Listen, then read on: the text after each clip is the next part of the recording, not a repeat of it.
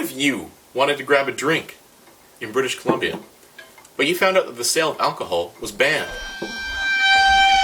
Would you resist this attempt at social control? British Columbians did during the Prohibition years between 1917 and 1921. They continued to get their alcohol fix from bootleggers and whiskey runners. Through analyzing contemporary opinions in major British Columbia newspapers, one can see how bootleggers were still seen as criminals, but this criminal image was still important in the fight against Prohibition.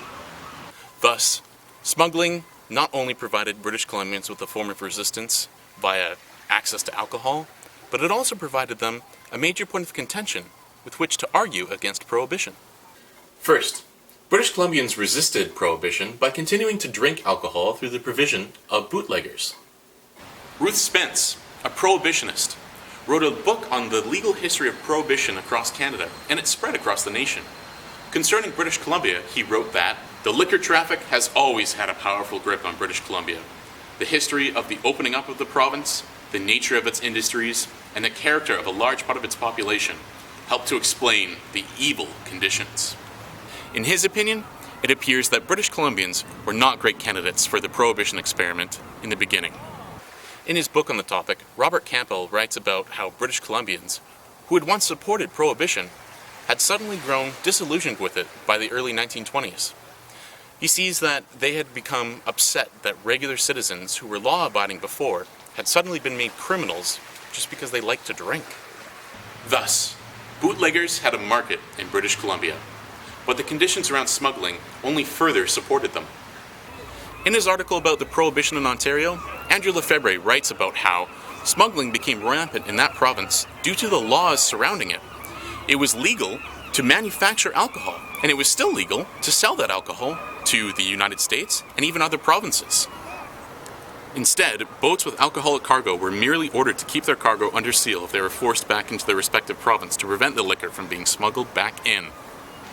Furthermore, Lefebvre finds that because of this bizarre legal quandary, Canadian authorities tended to stay away from alcohol-related situations.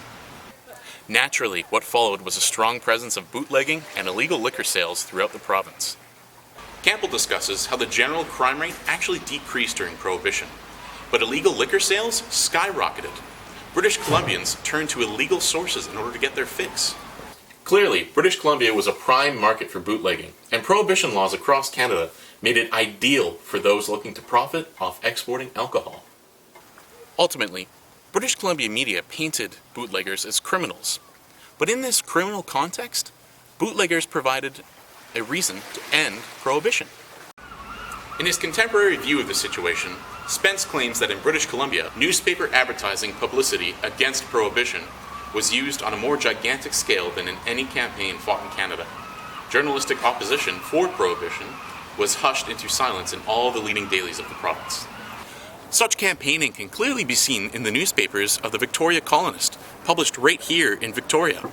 They ran full-page advertisements for the Liberty League of BC, claiming of the danger of corruption through the illicit vendor of vile liquor, the bootlegger. They also cried out to Victoria's populace to protect your boys and girls from the temptations of the bootlegger. Major newspapers like the Daily Colonist and the Vancouver Sun also ran multiple letters to the editor that clearly reveal public disdain for the bootlegger, but these lead to anti-prohibition sentiment within their writers. A variety of letters to the editor to the Vancouver Sun revealed that many people felt that bootleggers were really just making alcohol available regardless of the law, and thus Prohibition was really only making these bootleggers richer. Comically, another letter to the editor complains about the profiteering of the bootleggers. In fact, he actually asks the government to take some strong action and fix the maximum prices at which bootleggers may sell their wares. One letter to the Daily Colonist claimed that the bootlegger was the only one standing beside the prohibitionists. He saw that British Columbians were being made victims in their own home in order to provide an excellent living for the bootlegger.